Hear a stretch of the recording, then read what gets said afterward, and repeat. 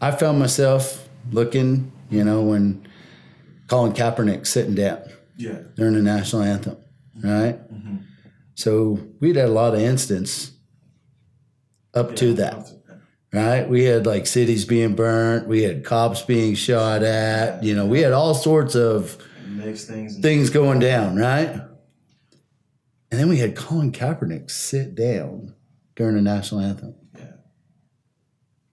And all of a sudden, the president's like getting involved and saying, that this guy's, unpatriotic and it has something to do with the national anthem and this, that, and the other. And I'm like, wait a minute.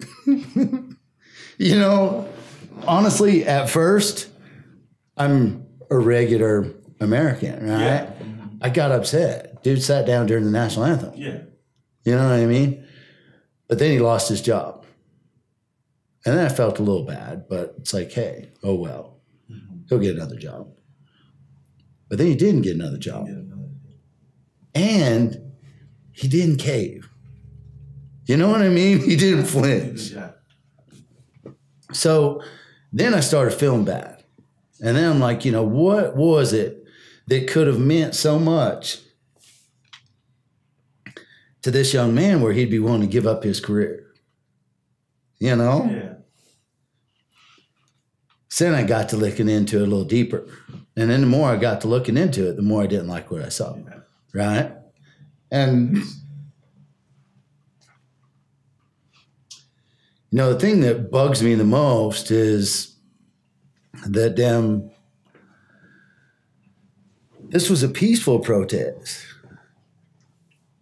This was the best one out of all the things that had happened. Mm-hmm. You know what I mean? Yeah, because it always turns out violent. And and here this guy's crucified for it.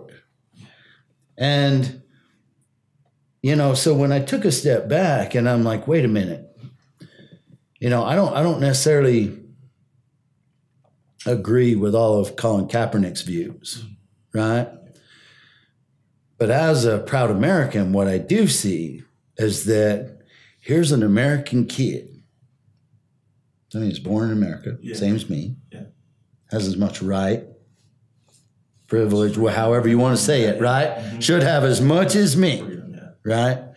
And their belief system is that the system's against them, police are against me, I should fear this and that. And I'm like, holy shit. How could I be proud as an American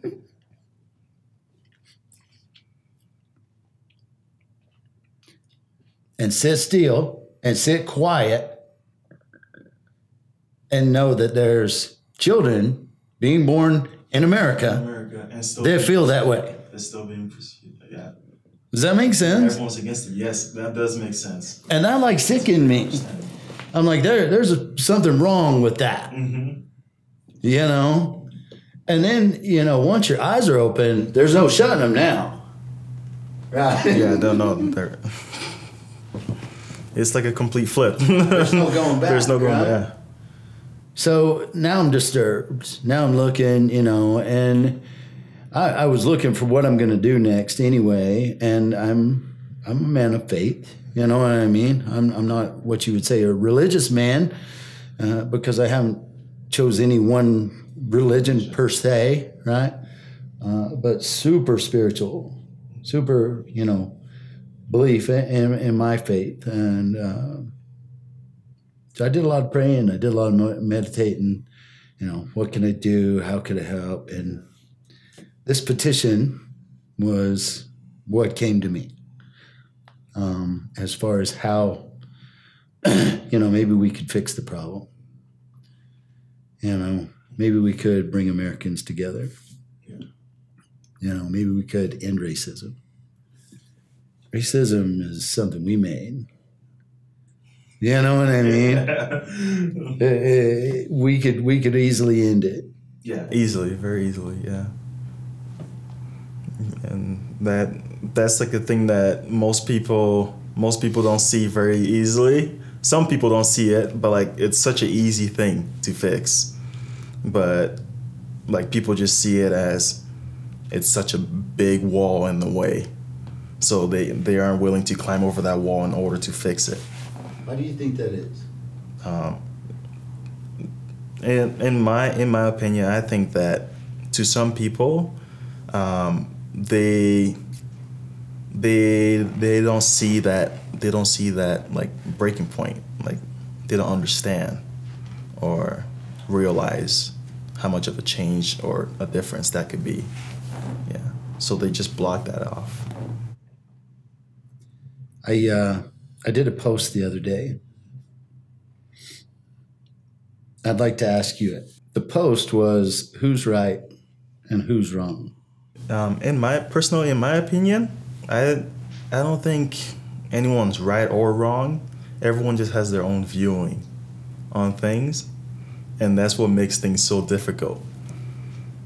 And that's what makes like the whole entire like racism and all equality, all that comes together right there, because everyone has like their own opinion. One person thinks they're better, other person thinks they're not, and it all just collides. I think you're wise beyond your years, because I love how you answered that. You know, there is no right or wrong. There just is. You know, I heard one time, a long time ago, there's your side and there's my side, and then there's the truth in the middle. And I believe that's so true. You know, there is no right or wrong. There just is. And the right and the truth is probably somewhere in the middle of what either person may see. Does that make sense? Yeah, that does make sense. And I think you also hit the nail on the head when you're like, you know, people don't want to look at it. Yeah. People don't want to look at it. And or they feel like they have and they don't want to re-look at it. Mm-hmm, yeah.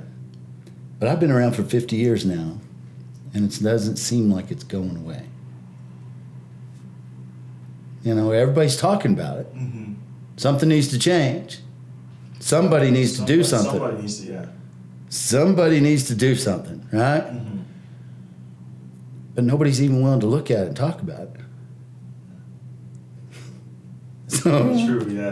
That's very true. how are we going to change anything if we're not willing to look at it and talk about it? I think for one, you have like your opinion, and you go out there and you show it to people, and you let others know how you feel. And like from what I've seen, like people respond to that with like a positive response, and it just shows that I think as you gather more people, the more wider spread it starts to get, and the more people's minds start to open. And as of right now, like some people ignore that topic or ignore that the issue, but I think as they have others around them that support them in what they do with their life, that support what you are getting out there, that they will open their mind to it as well. And like to me, like when I saw your page, I was like, whoa, this is really cool. And I looked into that, and I was like, I really respect what he's doing, because there's so many people nowadays that don't look at what the real meaning of that is. They will look through something, but they never pay attention to it. They will see a reading, they never read it. And to me, that I take that as your concept of knowledge, of putting it out there, is that people see what you're doing, but they don't pay attention or reach out. And that's what everyone needs to do. It's like we need to like work together and spread like the love, and like Everybody keeps saying somebody needs to do something, and the somebody is it's me. Each one of us needs to do something. You know what I mean? Yeah. I was talking to a neighbor of mine at a gathering he was asking me, you know, what I was doing these days, and I was trying to explain to him, you know, what I was doing, what I was looking to do, trying to do. And he cut me off. And he said, Rich, he said, I mean, do you really think it's that big of a deal anymore? That's where the breaking point is right there. And I kind of looked at him and I said, well, no. I said, you know, for you and I, two white guys standing in Utah, no, I don't think it's that big a problem for us anymore. I said, but let me ask you something. I said, do you feel like it's probably still a problem for somebody somewhere? And he said, yeah. I said, and how does that person know that you, some white guy in Utah, that you stand with them rather than against them?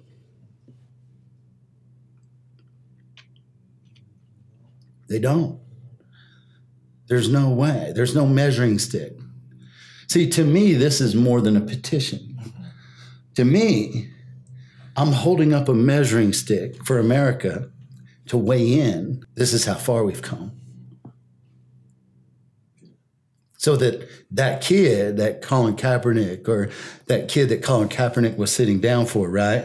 Mm-hmm. That's in a bad situation, that's being told that, you know, people are against you, the system's this, that, and the other is against you, right? Yeah. Knows that the majority of Americans stand with me, not against me, you know? Yeah. To give them hope. Sure. Yeah. And to start talking about it. So yeah, my hope is that this isn't one, you know, talk about this, that we have many more talks, you know, that, you know, a lot of people might look at me and say, who the hell am I? And where did I come up with an idea like this? But I already explained to you, I didn't come up with this idea. I was praying for some answers, and this was given to me. I just feel like I'm a messenger, right? I'm just doing my part. But I can't do anything on my own. No. You know, if the majority, if the powers that be don't want change, then it's not going to happen. That's very true. If somebody doesn't get behind it and start pushing it, if it's not each and every one of us doing our part, I can't. I'm nobody. You know what I mean? That's very, very, very true. Yeah. I'm nobody. But what I can tell you is I feel that I'm inspired with this, because what I found in my life is that if there's a problem, I should probably not spend a whole lot of time responding to the symptoms of the problem. That the sooner I go back to the root of the problem and make a change, the sooner it'll fix itself, right? Rather than responding to the symptoms of the problem, you know, the actions of today, the petition is aimed at the root of the problem, which is, where did we all come together? Where should we all come together? In my opinion, I thought as Americans, you know, it seems pretty simple to me. You know, that is our common bond. We're all human beings. We're all U.S. citizens. We should take pride in that above everything else, above politics, above religion, above, you know, my ethnicity, when truth of the matter is I was born in Alabama. If you wanted to get down to describing me, you should probably call me Southern rather than Caucasian. You'd have a more accurate description of who I am, right? Yeah, that's very true. I seriously think that as like things get spread out more, then more people will start to get together, and that's when the roots start to build. and things start to get fixed. And that's pretty much what you're doing. You're working from the root and gathering people. And we're supposed to be like Americans. Americans are supposed to be a team of one. Like it says, we the people. That means all of us, not just one group, but everyone. So it shouldn't matter like what you are. It should be everyone as one and needs to work together into a tree. Dude, I've been looking at it. You know, there's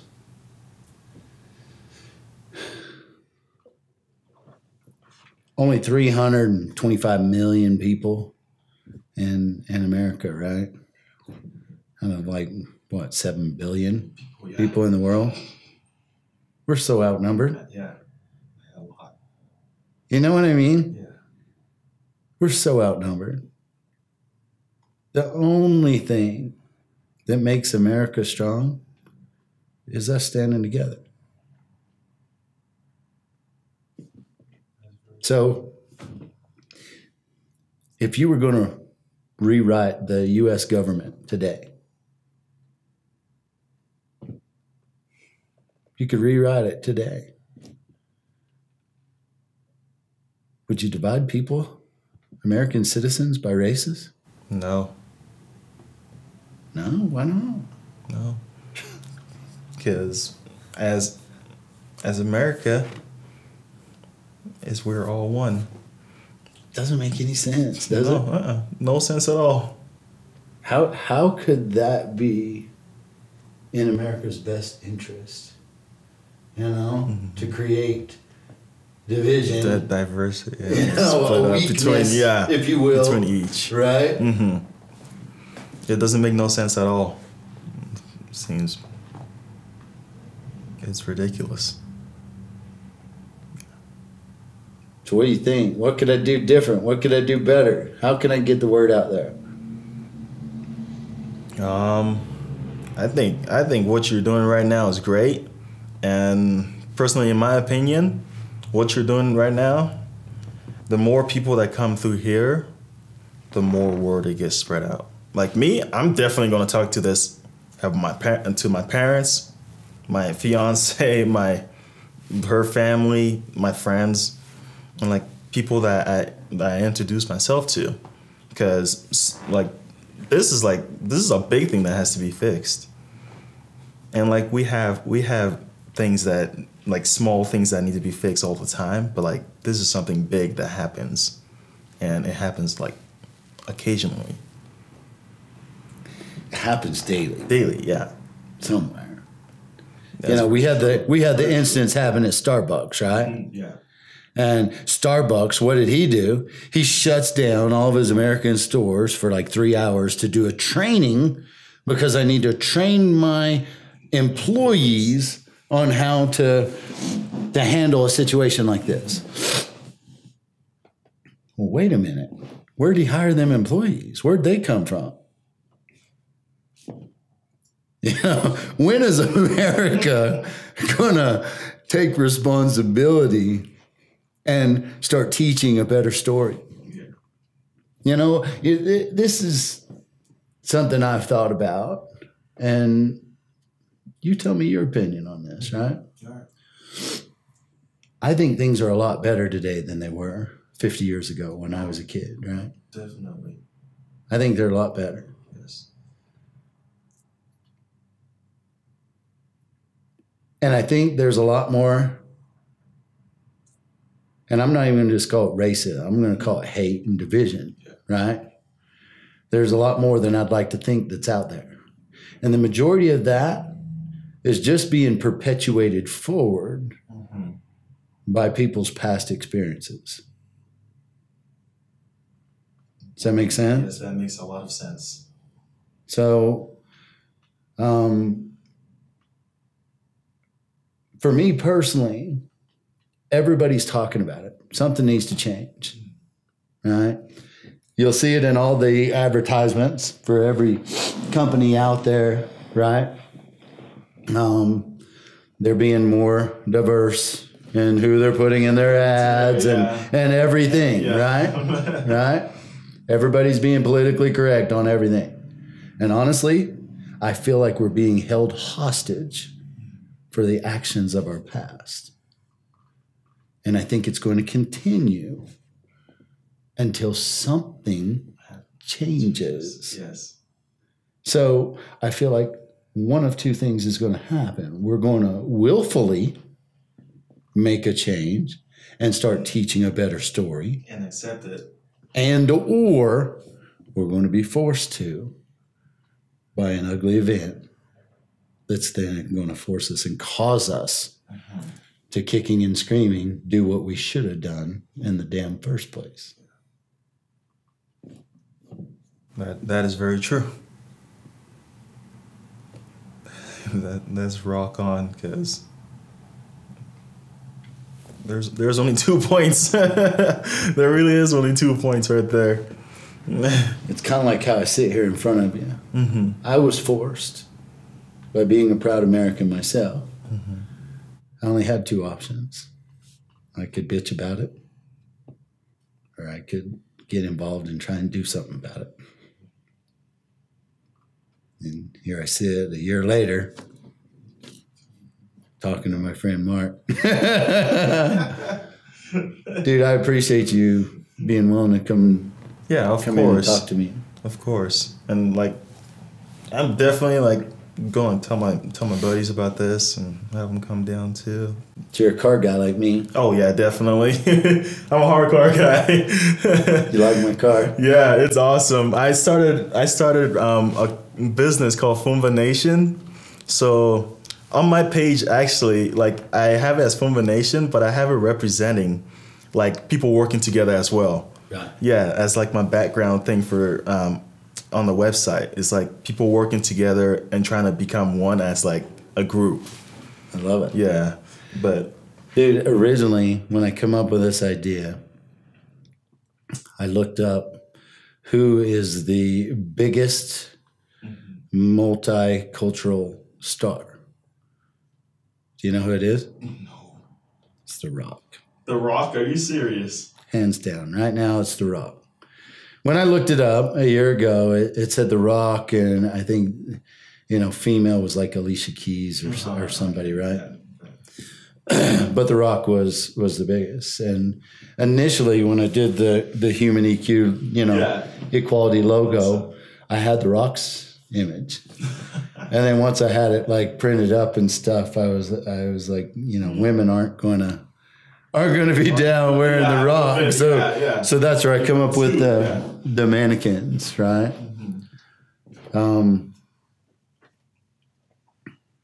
Gosh, I lost my train of thought. Anyhow, with the car, dude, I've got to raise awareness. And car's my baby. Yeah. I'm a car guy. You know what I mean? I know what you mean. A lot of blood, sweat, and tears went into earning enough money to, afford to buy the car and then to do what I did to it, right? Yeah. To make it my own, to make it one of a kind, right? Yeah. But I've been so disappointed with the lack of momentum that I've decided I'm going to give my car away for the cause.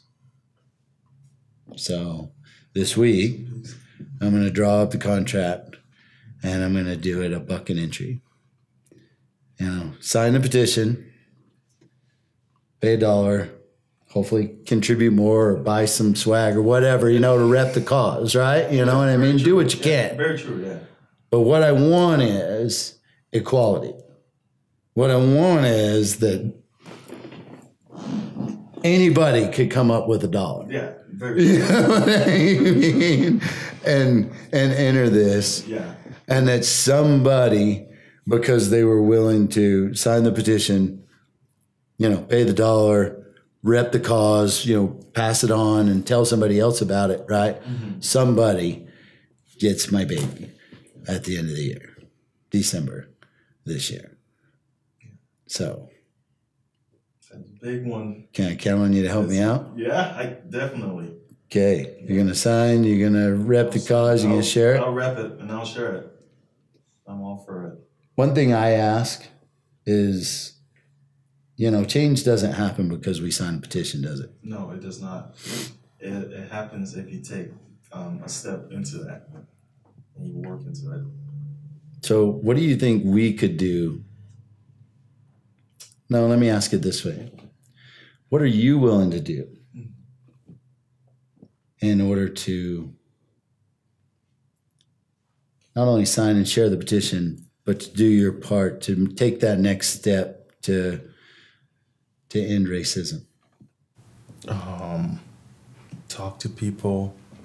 Try to fix things. Go around seeing other people's thoughts and stuff, and get to like an equivalent point to where we agree on the same thing, and that they understand what my thoughts are and what needs to be improved, and how we can be able to gather more people and help each other out.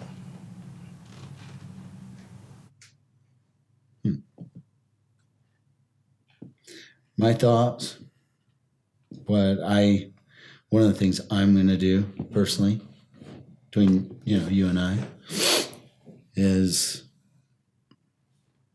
to try and break down those walls more, personally, on a personal basis. So, like over the past year, not that I haven't always been this way. Over the past year, I've made more of a concerted effort to reach out across those racial lines. You know what I mean? Yeah, I know what you mean. Because it's so easy. We're trained almost to like separate ourselves, right? And that's so sad. It's very sad. I looked it up a while back. How many times do you think an average baby is told no? Whew. That's a lot. That is a lot. What do you think? Give me a guess. Give you a guess. An average baby. Ugh. An average baby. About a good close to a billion. No. 400. 400,000? A day. 400. Oh, okay. You talking about average as a day. Okay, in a day. Okay. Yes. How many times in a day do you think your average baby is told no? Yeah, 400 times a day. that is ridiculous. When we're the most inquisitive, when we're learning, when we're being imaginative and creative and Everything. right? No. Don't do that. Do that. This is right. That's wrong. Right? Yes. So we're being programmed to now, this is right and that is wrong. And so unfortunately now, as humans, most of us are working with all but half of the knowledge available to us. Because, that's coming from the wrong. That's what you're being taught. From the wrong side. I can't even listen to that in some cases. And unfortunately, in today's world, with all the division, separatism, media, self-interest groups, everybody saying, join me, pick me, you know what I mean? Yeah. Stay over here, don't go over there. Right, wrong, good, bad. Does any wonder how much ignorance we're like subjected to on a daily basis? Yeah, it is. It's ridiculous. So my goal, I hope, if nothing else, is just what you said, that we'd be willing to sit down and listen to somebody else's point of view. One of the most powerful things I saw when I was doing all this praying and meditating and kind of deciding on this was what allowed me to see Colin Kaepernick, what he was trying to say, right? I saw a meme and it said that pro-black is not anti-white. And I'm like, oh, wow. That's powerful. Yeah, that is a pretty big saying. And it made me think of Dr. Stephen Covey and his seek first to understand, then to be understood. That's kind of what you said. Yeah. That was your answer you gave me to how we were going to be able to end racism and start breaking down those walls, was that people would be willing to sit down and look at your side of it and you look at their side of it and kind of come up with that happy medium. Yeah, between to where you can work together. Yeah. Americans. Yeah. U.S. citizens. As one. As one. It's we the people. America Undivided. Yeah. I appreciate you coming and talking to me. Hey, thank you so It's much. a pleasure to meet you. Yeah.